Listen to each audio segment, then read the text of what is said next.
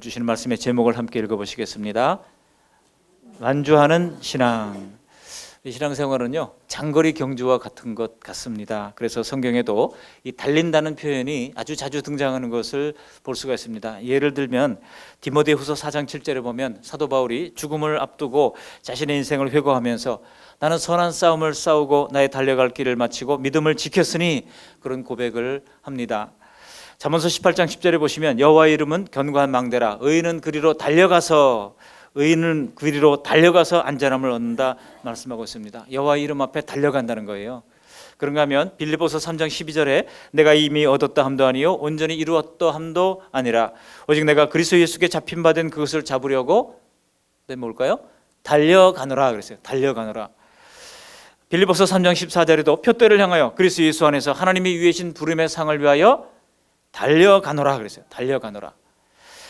사도행전 20장 24절에 보시면 사도 바울이 나의 달려갈 길과 달려갈 길이 뭔지를 알았다는 겁니다. 주 예수께 받은 사명 곧 하나님의 은혜의 복음을 증언하는 일을 마치려 하면은 나의 생명조차 조금 더 귀한 것으로 여기지 아니하노라 그랬습니다. 시편 119편 32절에 보면 주께서 내 마음을 넓히시면 내가 주의 계명들로 달려가리이다. 주님의 계명 앞으로 달려가겠다는 겁니다. 이외에도 많이 있지만 간략하게 말씀드립니다. 오늘 히브리서 기자도 본문 1절에 우리 앞에 당한 경주가 있다고 말씀하고 있습니다. 신앙생활은 결코 한가롭게 오솔길을 거니는 산책이 아닙니다. 저 천성을 향해서 달려가고 주님의 이름을 향하여 달려가고 주의 말씀을 향하여 달려가고 주님께서 받은 사명을 향하여 달리는 역사이지 한가하게 그런 걷는 길이 아니라고 하는 것입니다. 그래서 그런지 우리 주변을 돌아보면 이 신앙의 경주에서 자주 낙오하거나 자주 포기하는 사람들을 보게 됩니다. 많은 분들이 내리막길을 만나면요 막장 인생이라고 생각합니다만, 또 좁고 험한 길을 만나면 끝장이라고 생각합니다만, 그래서 극단적인 생각을 하기도 합니다만, 성경을 보면 그렇지 않다는 것입니다. 오르막길이 있으면 주 안에 있다 할지라도 내리막길도 있는 것이고요, 넓은 길이 있으면 좁은 길도 있는 것이고, 또 평탄한 길이 있으면 험난한 길도 만나게 되는 겁니다. 우리가 신앙생활 하면 모든 것들이 다 꽃길처럼 펼쳐지는 것은 아닙니다. 그러나 중요한 것은 우리가 그 길을 걸어갈 때 우리 하나님께서 그 길을 걸어갈 능력을 주시고 힘을 주시고 견딜 수 있는 은혜를 허락해 주신다는 것이지, 우리가 신앙생활을 한다고 해서 모든 어려움들이 다 한꺼번에 사라지는 것은 아닙니다. 여러분, 중요한 것은 내가 지금 살아있다면 아직 달려갈 길이 남아있다는 뜻인 줄 믿습니다. 내가 아직 살아있다면 아직도 가야 할 길이 많은 거예요. 지난주에 행복한 목회자 모임 우리 교회에서 하기로 목요일날 다 준비를 해놨는데요, 성탄절 그날에 우리 가까운 화계교회 최규양 목사님이 주님의 부르심을 받았습니다. 어떻게 성탄절날 가시는지 몰라요. 그렇게 돌아가시고 나니까 현직 목사가 돌아가면 노회장으로 장례를 치러야 되거든요. 노회장 비롯해서 모든 임원들이 다 가고, 우리 춘천시 차례에서도 가서 위로를 하고 위문을 하고 하면서 마음이 참 안타까웠습니다. 거기 제일장로교회 은퇴하신 박상호 목사님이 오셔서 그런 이야기를 하시는 거예요. 순서로 오면 내가 먼저 가야 되는데 이렇게 멀쩡한 분이 갑자기 이렇게 돌아가시는 것을 보면서 너무나 안타까운 마음을 가진다고 눈물을 글썽이는 모습을 보았습니다. 여러분, 그러나 우리가 살아있다면 하나님께서 우리에게 사명을 맡기시는 줄 믿습니다. 사명이 있기 때문에 하나님께서 살게 하시는 줄 믿습니다. 그러므로 여러분, 이제는 내 인생의 마지막이라고 그렇게 생각하지 마시고, 나를 살아있게 하시는 하나님, 나로 숨쉬게 하시는 하나님이 내게 주신 사명은 무엇인가 날마다 분별하고 헤아릴 수 있기를 바랍니다. 그럴 때 우리는 이 신앙의 경주에서 포기하지 않고 끝까지 달려갈 수가 있는 것입니다. 오늘 본문에 보시면 이렇게 완주할 수 있는 그런 몇 가지 동인이 있는데요, 그 완주할 수 있는 몇 가지 그 비결이 있다고 하는 것입니다. 그 비결이 무엇이겠습니까? 첫 번째로는 허다한 증인들이 있다는 사실입니다. 허다한 증인들이 있다는 거예요. 우리 1절 말씀 함께 읽어보시겠습니다. 1절, 이러므로 우리에게 구름같이 둘러싼 허다한 증인들이 있으니 모든 무거운 것과 얽매이기 쉬우는 죄를 벗어버리고 인내로서 우리 앞에 당한 경주를 하며. 여러분, 그라운드를 누비는 선수들은 관중석에 더 많은 관중이 모이면 그 응원의 열기로 말미암아 힘들 줄도 모르고 뜁니다. 근데 아무도 없으면은요 굉장히 힘들어요. 저도 8년 전에 교회를 개척해 놓고 보니까 굉장히 힘들더라고요. 그래서 기도하기를, 하나님께서 왜냐하면 그 전날 이제 개척 예배를 드리는데 윤태호 목사님 와서 축사를 하는데 뭐라고 하는지 아십니까? 축사를 하면서 본인도 개척했던 경험을 얘기하는 겁니다. 옛날에 늘 푸른 교회를 개척했던, 뭐 이렇게 개척 예배할 때는 좋죠. 많은 사람들이 와가지고 축하를 해주고 꽃다발을 주고 얼마나 뭐 그럴싸합니까? 근데 그 다음날 보면 그 다음날 비참할 겁니다. 그런 얘기를 하는 거예요, 저보고. 야, 그 전날 막 사람들이 모여가지고 막 그러는데 그 다음날은 이제 주일이 됐는데 과연 몇 명이나 올지 비참할 거라는 거예요. 제가 그날 저녁에 깜깜한데 밤에 나가서 교회에서 기도했어요. 하나님, 저 비참하지 않게 해주세요. 비참하지 않게 해주세요. 그렇게 간절히 기도드렸습니다. 그랬더니 11명이 왔더라고요. 11명. 그래서 제가 그때부터 기도하기를, 개척교회는요, 동료들이 혹시 개척을 한다거나 후배들이 교회 개척을 한다 그러면 한 명을 10명으로 알고 목회를 해라 그랬어요. 그랬더니 힘이 나더라고요. 이거 11명이면 110명이 온 거 아니겠습니까? 그래서 담대하게 그런 마음을 가지고 말씀을 증거하고 했던 기억이 납니다. 여러분, 허다한 증인들이 있다는 겁니다. 허다한 증인들이 천국에서 우리가 이 땅에서 사명을 가지고 살아갈 수 있도록 격려를 하시고 용기를 주시고 힘을 주고 있다는 거예요. 여러분, 이 허다한 증인들을 생각하면서 종횡무진 누비는 선수들처럼 하나님께서 우리에게 주신 사명을 잘 깨닫고 감당할 수 있기를 바랍니다. 여러분의 증인은요, 결코 관중들이 아니에요. 증인하고 관중은 완전히 다릅니다. 관중은 직접 경기에 참여하지 못하고 구경만 하는 사람들이잖아요. 그러나 증인은 구경꾼이 아닙니다. 그들은 우리보다 앞서 달려간 그 승리의 경주를 마친 사람들이라고 할 수 있습니다. 그들은 모든 유혹을 이겨내고 신앙의 경주를 마친 뒤에 승리의 면류관을 썼던 사람들입니다. 여러분, 히브리서 11장에 우리가 12장 읽었습니다만 이제 바로 앞에 11장이 나오잖아요. 11장을 무슨 장이라고 불러요? 믿음장이라고 부르지 않습니까? 그래서 대표적인 이 허다한 증인들의 모습들을 소개하고 있습니다. 다 소개하지는 못하겠지만 아주 대표적인 증인들의 모습을 소개하고 있습니다. 300년 동안 하나님과 동행했던 에녹을 소개하고, 또 120년 동안 하나님 말씀에 묵묵히 순종하면서 방주를 지었던 노아를 소개하고, 그리고 하나님의 말씀에 순종해서 갈 바를 알지 못하고 믿음의 발걸음을 내디뎠던 그런 아브라함을 소개합니다. 독자 이삭을 바치라 했던 아브라함 뿐만 아니라 당시에 항상 다툼보다 화평을 도모했던 이삭을 소개하고, 하나님의 열심에 의해서 이스라엘이라고 하는 이름으로 변화되어졌던 야곱을 소개합니다. 또 꿈꾸는 자였던 요셉을 소개하고, 민족의 지도자였던 모세를 소개합니다. 그리고 가나안 땅을 정복했던 여호수아를 소개하고, 300년 특공대로 미디안 군대를 물리쳤던 기드온을 소개합니다. 쉬지 않고 기도했던 사무엘을 소개하고, 그리고 하나님의 마음에 합했던 다윗을 소개하고, 우상 숭배를 거부하다가 사자굴에 던져졌던 다니엘과 그의 네 친구 사드락 메삭 아벳느고를 소개합니다. 그리고 신약시대 베드로, 또 12 제자들 뿐만 아니라 우리의 기독교 역사 가운데 얼마나 많은 우리의 허다한 증인들이 있습니까? 종교개혁자 칼빈이 있고, 루터가 있고, 신사참배를 거부하다가 순교했던 주기철 목사님이 있고, 전 세계에 이런 분들이 과연 있었는가 할 정도로 깜짝 놀라게 만들었던 사랑의 원자탄 손양원 목사님이 우리의 신앙의 유선으로 있습니다. 그 외에 지금도 중동 지역에 이름 없는 수많은 순교자들이 오늘 하나님께서 나를 불러가실까, 내일 불러가실까, 그런 위기 속에서 비밀리에 예배를 드리면서도 담대하게 그 하나님께 드리는 예배를 포기하지 않는 허다한 증인들이 우리를 응원하고 있다는 것입니다. 여러분, 이렇게 구름같이 많은 허다한 증인들이 지금 우리를 응원하고 있다고 하는 것을 기억하시면서 우리의 믿음의 발걸음에 힘을 얻으시기를 바랍니다. 낙심하지 마시기를 바랍니다. 조금만 더 힘을 내시기를 바랍니다. 하나님은 감당할 수 있는 시험당함을, 감당할 수 없는 시험당함을 허락하지 아니하시고, 시험당할 쯤에 또한 뭐를 내신다고요? 피할 길을 내사 너희로 능히 감당하게 하시느니라. 그럼 구역장을 맡고 새롭게 권차를 맡은 성도 여러분, 능히 감당하게 하실 줄을 믿습니다. 신앙의 경주를 하는 우리는 이러한 응원의 함성, 승리의 함성을 들을 수 있기를 바랍니다. 역사 속에 있었던 수많은 이런 허다한 증인들의 음성과 응원을 들으시면서 내가 혼자가 아님을 깨닫고 외로워하지 마시고 다시 힘을 내어서 선한 싸움을 싸우고 믿음의 길을 경주하는 우리 모두가 되시기를 바랍니다. 두 번째로 완주할 수 있는 비결이 있는데요, 그것은 바로 얽매이기 쉬운 죄를 벗어버리라고 하는 것입니다. 여기 1절 하반절에 보면 모든 무거운 것과 얽매이기 쉬운 죄를 벗어버리고 그랬습니다. 여러분, 마라톤 선수들이 만일 무거운 군화를 신고 달린다 그러면 기록이 제대로 나오겠습니까? 가장 가볍고도 아주 그런 튼튼하고 그런 신발을 신어야 되겠죠. 그 무거운 군화를 신고 하면 그 자체가 무거워서 그렇지 않아도 발이 무거운데요. 얼마나 힘들겠습니까? 그래서 히브리서 기자는 먼저 모든 무거운 것들을 벗어버리라고 말합니다. 그래서 신앙생활에서 우리의 무거운 것이 뭔지를 우리가 파악해 볼 필요가 있습니다. 여러분, 제가 생각하기에는 우리 신앙생활의 무거운 짐은요, 모든 근심과 염려 같아요. 이 근심과 염려로 가득한 자는 하나님의 사명을 맡은 자로서의 길을 달려가기가 어려운 것입니다. 우리 예수님께서도 마태복음 6장 27절에 보시면 너희 중에 누가 염려함으로 그 길을 한 자라도 더할 수 있겠느냐 말씀을 하셨습니다. 걱정과 염려를 통해서 문제가 해결될까요? 안 될까요?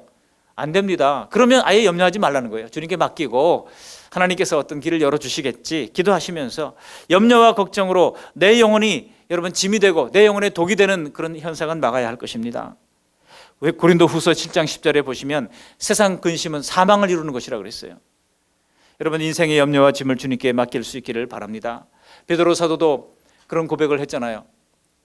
우리 교회 앞에 이제 LED 간판이 있잖아요. 거기에 성경 구절을 적어놨는데 베드로전서 5장 7절 말씀이에요. 그거 누가 제일 많이 은혜 받은지 아세요?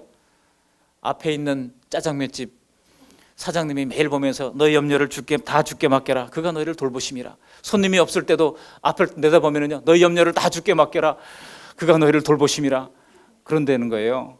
얼마나 감사합니까? 이분이 예수 믿는지 안 믿는지 모르지만 그 말씀을 자꾸 묵상하다가 염려를 주께 맡기고 주님 앞에 나올 수 있는 길이 열리기를 바랍니다.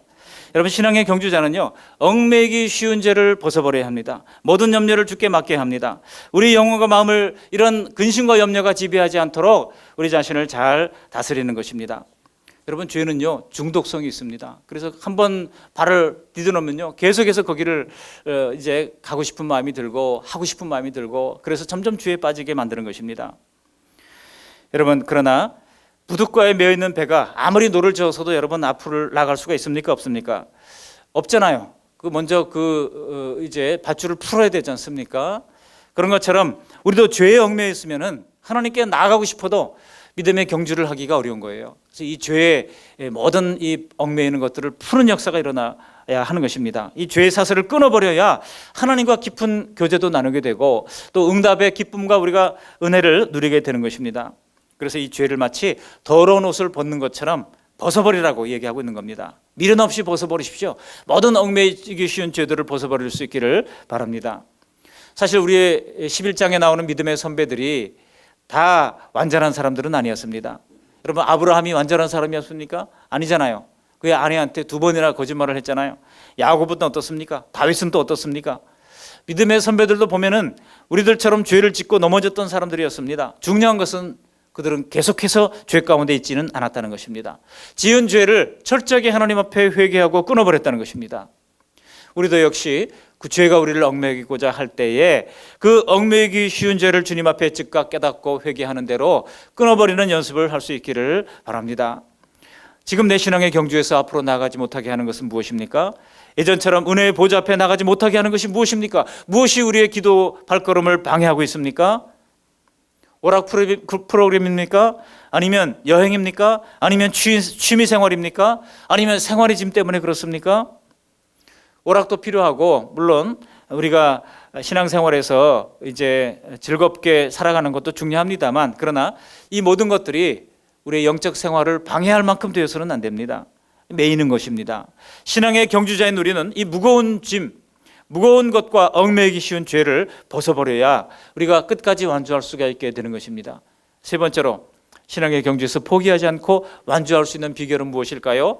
그것은 바로 인내라고 하는 것입니다. 여기 1절 하반절에 보면 무거운 죄를 벗어버리고 얽매이기 쉬운 죄를 벗어버리고 그 다음에 뭐예요? 인내로서 우리 앞에 당한 경주를 하며 그랬습니다. 인내가 필요하다는 겁니다.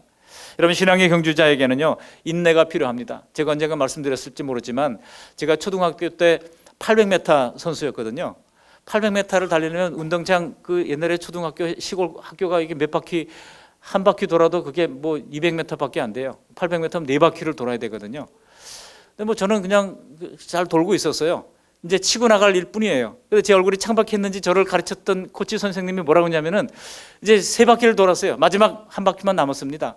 제가 스퍼트를 내려고 그러는데 제 얼굴을 보더니 옆에서 뭐라고 하는지 아세요? 힘들면 포기해도 돼 그런 거예요. 힘들면 포기해도 돼 그러는데 힘이 쫙 빠지더라고요. 다리가 막 꼬이더라고요. 그래서 어떻게 했습니까? 말대로 된다고 그냥 포기하고 말았어요. 얼마나 억울했는지 집에 와서 막 울었어요. 여러분, 그럴 때요, 어떻게 해줘야 되겠습니까? 마지막 한 바퀴야, 힘내, 용기를 내, 할 수 있어, 이렇게 해야 힘내는 거 아니겠어요? 그럴 때 여러분 힘이 나는 것 아니겠습니까? 제 바로 위에 형님이 하도 이 승부근성이 있어가지고요, 바둑을 두다가 이제 큰 형님한테 지니까 바둑을 또 배우겠다고 맨날 그 바둑 열심히 또 뭐 바둑 월간 바둑이라고 하는 것을 정기 구독하면서 이렇게 하더니 결국 큰 형님을 이겼어요. 뭐 저는 물론 이기고 이제 아마 뭐 몇 단으로 이렇게 올라갔어요. 근데 이제 그다음에 이제 가족들 중에 경쟁자가 없잖아요. 그래서 제가 보니까 둘째 형님이 이길 수 있는 방법이 다른 건 없어요. 워낙 합기도 유도 뭐 태권도 해가지고 합해서 태권도 도장도 하셨거든요 전에. 그러니까 합해서 10단도 넘으니까 합기도를 할 때 저를 보고 맨날 진짜 식칼을 들고 저를 찔러 보내는 거예요. 왜냐하면 호신술을 가르쳐 준다고. 아, 그걸 어떻게 찌릅니까 형을? 아, 그냥 마음껏 찔러봐 그러는 거예요. 어떻게 찌릅니까? 그러니까 슬슬 하다 보면 팔을 여지없이 비틀어가지고 나동그라지는 거죠. 그렇게 제가 스파링 파트너로 고생을 많이 했습니다. 도저히 둘째 형의 힘으로는 못 이기겠다. 그래서 제가 보니까 탁구는 할만해요. 이건 힘이 드는 것도 아니고 이게 기술이 필요한 거잖아요. 그래서 나름대로 연말을 해가지고 한번 탁구 합시다 그랬더니 그래 한번 하자 그래가지고 제가 완전히 깨놨죠. 얼마나 기분이 좋았는지 모릅니다. 여러분, 그 뒤로 어떤 일이 벌어졌는지 아십니까? 저희 형님이요, 태권도장 하던 거를 탁구장으로 바꿨어요. 그래가지고 하는데 뭐 아주 지금 뭐 참 대단하게 이렇게 해가지고 나중에 탁구 선수를 또 아내로 맞이해가지고 형수님이 강원도 탁구 대표 선수였어요. 우리 전국 대회 나서 3등 정도 할 정도로 상당히 잘하는. 그래가지고 부부 복식조로 지금 뭐 생활체육에 나가니까 이제 그 생활체육 하는 데서 나오지 말라고 그래. 이번에는 계속해서 나오지 말라고. 당신 너무 많이 했으니까 이제 다른 사람 양보하시오 하고 나오지 말라고 그럴 정도로 그렇게 됐어요. 근데 여러분, 중요한 것은 연습하면 연습이 연습대로 그 효과가 나타나는 겁니다. 끝까지 인내를 해야 됩니다. 끝까지 인내해야 됩니다. 근데 그 형수님이 저 탁구를 가르쳐 주더라고요. 제가 이제 처음에는 이겼지만 나중에는 도저히 뭐 따라갈 수 없을 넘사벽이 돼버렸어요. 근데 가르쳐 주는데 이게 자세가 안 나오잖아요. 그런데도 뭐라 그러는지 아십니까? 아, 잘했다 그러는 거예요. 제가 보기에도 제가 형편이 없어요, 이 자세가. 그런데도 잘했는데 조금만 더 이렇게 하면 좋을 것 같다는 거예요. 제가 생각해도 형편이 없는데 그렇게 잘했다고 칭찬을 해주니까 이게 형편없는지를 알면서도 싫지가 않은 거예요. 알면서도 싫지가 않아요. 그러니까 더 하고 싶고 말이죠. 그래서 지금도 웬만하면 데서는 제가 탁구 경기를 해서 지지는 않습니다. 그런데요, 여러분, 칭찬이 필요한 것입니다. 인내하면서 하는 사람들에게 조금만 더, 지금까지 잘해 오셨어, 조금만 더 하세요, 그렇게 여러분 격려를 하실 수 있기를 바랍니다. 신앙 경주자라고 할 수 있는 우리들도 때때로는요, 정말 이러다가 너무 힘들어서 포기할까 그런 생각이 들 때가 있습니다. 만사가 귀찮을 때가 있지 않습니까? 황영조 선수도요, 그 마라톤을 하다가 너무 힘들어가지고, 보통 마라톤 42.19 달릴 때는요 32km 지점에서 가장 힘들다 그래요. 32km 정도 되면 너무 힘들다는 거예요. 황영조 선수도 가다가 보니까 자동차가 옆에 지나가는데 내가 차라리 저 옆에 뛰어들면은 이 고통이 좀 사라질 텐데, 그런 생각까지 했다는 거 아니겠습니까? 여러분, 그럴 때 누가 필요합니까? 그럴 때 십자가를 바라보는 것입니다. 여기 2절을 보시면 우리 예수님도 그 앞에 있는 기쁨을 위하여 십자가를 참으셨다고 말씀하고 있습니다. 참았다는 거예요. 인내했다는 것입니다. 십자가의 길을 가실 때 조롱을 받으시고 침뱉음을 당하시고 옷 벗기는 수치와 멸시를 받고 채찍질 당하는 고통을 받으셨지만 끝까지 참았다는 겁니다. 그러므로 우리도 예수님을 생각하면서 포기하지 말아야 할 것입니다. 내게 주신 가족들, 내게 주신 일터를 여러분 조금 힘들다고 포기하지 마십시오. 그리고 내게 맡겨주신 한 영혼을 포기하지 마시기 바랍니다. 그리고 하나님이 내게 주신 꿈과 비전을 포기하지 마시기 바랍니다. 하나님이 나를 포기하지 않으셨다면 우리 역시 자신을 포기해서는 안 됩니다. 지금 숨이 막힐 정도로 힘이 들고 한계를 느끼고 있다면 역설적으로요, 이제 결승점이 얼마 남지 않았다는 뜻입니다. 조금만 한 걸음만 더 내딛면 된다는 뜻이에요. 여러분, 그런 얘기 들어보셨죠? 금광에서 채굴을 하다가 포기하고 어떤 사람들이 다 망했다는 거예요. 망하고 그걸 넘겼다는 거예요, 이제 싼 값으로. 그런데 아무도 그 폐광을 살려고 하는 사람이 없었는데 어떤 사람이 이제 전 금맥을 탐색해 보니까 뭔가 있는 것 같아요. 그래서 그거를 샀습니다. 헐값으로 나온 걸 샀어요. 그래가지고 1m를 파니까 거기에 금맥이 황금 노다지가 막 쏟아져 나온 거예요. 그 전에 사람은 어떻게 됐습니까? 1m만 더 파면 되는데 이제 지치고 지쳐가지고 이제 포기했다는 겁니다. 여러분, 가장 힘들 때 마지막 한 걸음만 더 내딛면 거기가 길이 있는 줄 믿으시고 용기를 가지시고 우리에게 맡겨진 사명을 잘 감당할 수 있는 우리 모두가 되시기를 바랍니다. 마지막으로 신앙의 경주에서 포기하지 않고 완주할 수 있는 비결은 바라봄의 법칙이에요. 예수님을 바라보라는 것입니다. 우리 2절 말씀 다시 한번 읽어보십니다. 2절, 믿음의 주요 또 온전하게 하시는 이인 예수를 바라보자. 그는 그 앞에 있는 기쁨을 위하여 십자가를 참으사 부끄러움을 개의치 아니하시더니 하나님 보좌 우편에 앉으셨느니라. 바라보면 닮습니다. 바라보면 부부가 왜 닮아갑니까? 서로 바라보다 보니까 닮아가는 것 아니겠어요? 그렇죠, 김차순 권사님? 닮으신 것 같아요. 외모도 좀 닮으신 것 같아요. 오랫동안 같이 몇 년 같이 사셨어요? 잘 기억이 안 나세요? 20살에 결혼하셔서 60년, 이야, 60년 참 어떻게 살았는지 몰라. 그리고 우리 현승기 집사님하고는 몇 년 사셨어요? 23살에 하셔서 지금 벌써 85세, 87세고 권사님 83세시니까 60년 더 사셨네요. 야, 대단하십니다. 정말 대단하십니다. 이럴 때 여러분 박수 치는 거예요, 여러분. 네, 여러분 서로 바라보다 보니까 제가 볼 게 닮은 것 같아요. 닮았어요, 안 닮았어요? 네, 닮았어요. 여러분 제 아내하고 저랑 닮았습니까, 안 닮았습니까? 아직까지 잘 바라보지 못해서 그런 것 같은데 더 열심히 바라보도록 하겠습니다. 우리가 예수님 바라보면요, 예수님 닮게 마련인 것입니다. 우리 전미숙 집사님 닮았음, 닮았다 소리 많이 들었대잖아요. 예, 서로 많이 바라보시죠? 집에 가셔서 부부끼리도 서로 바라보시고, 중요한 것은 우리 하나님을 날마다 바라보심으로 말미암아 우리에게 맡겨진 이 신앙의 경주를 힘들다고 포기하지 마시고 어렵다고 포기하지 마시고. 여러분, 구역장 하면은요, 목사님의 마음을 제일 이해할 수 있는 분들이 구역장이에요. 여러분, 구역원들이 말을 잘 듣습니까, 안 듣습니까? 잘 안 듣잖아요. 여러분 아시잖아요. 그러니까 모이기가 쉽습니까, 어렵습니까? 어렵잖아요. 일일이 전화 돌리고 뭘 해도 잘 안 되잖아요. 그럴 때 참 힘들겠다 그런 생각을 하게 되지 않습니까? 그래도 여러분 포기하지 마시고 오늘 주시는 말씀을 잘 기억하시면서 우리에게 맡겨진 사명을 끝까지 완주하는 우리 모두가 되시기를 주님의 이름으로 축원합니다. 아멘. 고맙습니다. 감사합니다. 하나님 아버지, 주님께서 이 복음을 부끄러워하지 아니하고 십자가를 참으사 낮고 천한 이 땅에 인간의 몸을 입고 오셔서 하나님 우리 같은 죄인들을 위하여 대속의 은혜를 허락해 주신 것을 고맙고 감사합니다. 또 우리에게 충성되지 못함에도 불구하고 충성도의 여기사 사명을 허락해 주신 것을 감사를 드립니다. 하나님, 우리가 가정에서 가장으로서의 사명, 또 집안에서 아내로서의 사명, 교회에서 또 장로, 권사, 목사, 집사로서의 사명, 안수집사로서의 사명, 하나님 또한 우리 직장에서 각양 맡은 직분을 가지고 섬기는 모든 사명이 있습니다.